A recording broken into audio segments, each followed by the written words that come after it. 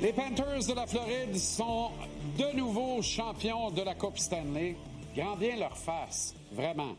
Si t'aimes le hockey, t'aimes les Panthers de la Floride. Fait que c'est pas ici qu'on va cracher dans la soupe ce soir. Deuxième conquête de suite, pleinement méritée. La meilleure équipe de la Ligue nationale a soulevé la Coupe Stanley. La logique est respectée.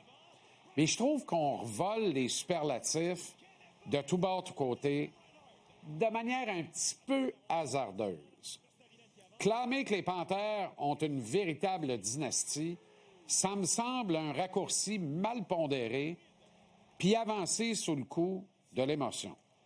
C'est vrai qu'un débat de fond peut se tenir sur ce qui peut être considéré comme une dynastie dans la Ligue nationale de hockey d'aujourd'hui, parce que le plafond salarial, parce que le partage des revenus, parce que la parité souhaitée puis obtenue dans une certaine mesure sous l'ère et le régime de Gary Bettman, parce que l'équilibre des forces, tout ça tend à prétendre qu'une formation a plus besoin de dominer pendant 5 ans avec au moins 3 conquêtes en appui pour recevoir le tag de dynastie. En même temps, est-ce qu'un club peut être consacré ainsi après 2 conquêtes et 3 finales de suite?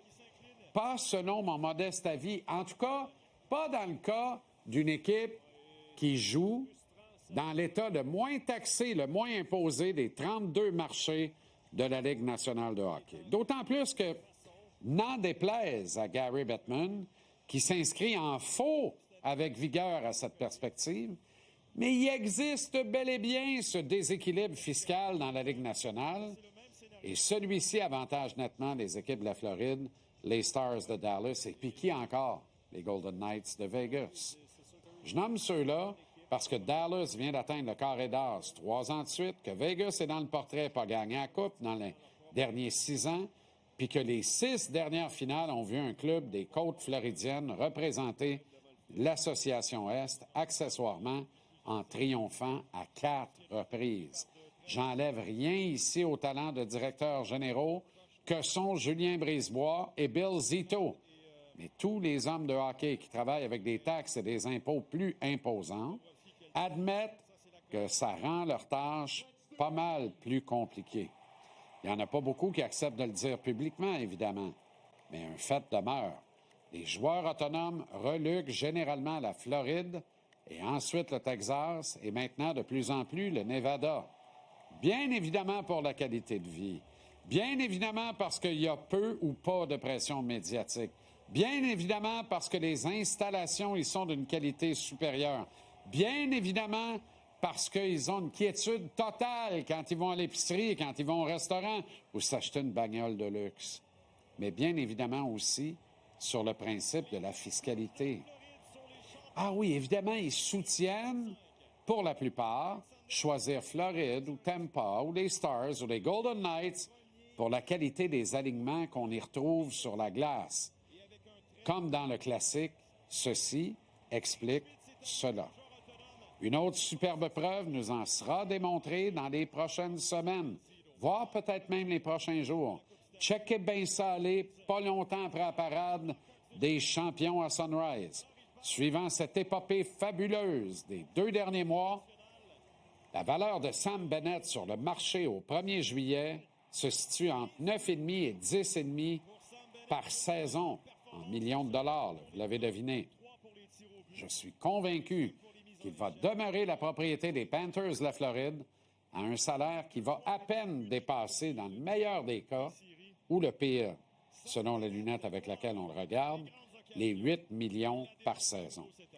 Brad Marchand, lui, s'est acheté 3 ans de carrière en un seul printemps, à un salaire de facilement 6,5 millions, 7 par saison. Eh bien, je suis convaincu que les Panthers vont annoncer qu'ils retiennent les services du brave Marchand pour maximum 5 millions que de pouces par année, rendu là peut-être même pour 4 ans au lieu de 3. Aaron Ekblad vient de compléter un pacte de 8 ans à un traitement salarial annuel de 7,5 millions. Il n'y a rien qui ne justifie dans son cas une augmentation salariale importante. Au mieux, il obtiendrait la même somme annuellement ailleurs. Gardez bien Panthère, le gardant en Floride, pour gros max 6,5 millions par année. Et alors, alors les autres, ailleurs dans la Ligue, vont regarder ce spectacle de reconduite avec envie en se disant qu'ils ne se battent pas, hélas, à armes égales. Est-ce que les Panthers vont gagner les 5 prochaines Coupes Stanley? Certainement pas. Mais quand ils vont perdre un élément important de leur noyau fort, ils vont toujours être en première ligne au buffet des joueurs libres comme l'air qui ont de l'allure au 1er juillet, au même titre qu'ils vont toujours figurer sur la plus courte liste possible d'équipes auxquelles des joueurs avec le statut de vedette accepteraient d'être échangés en levant leur clause de non-mouvement. Mais qu'est-ce que vous voulez?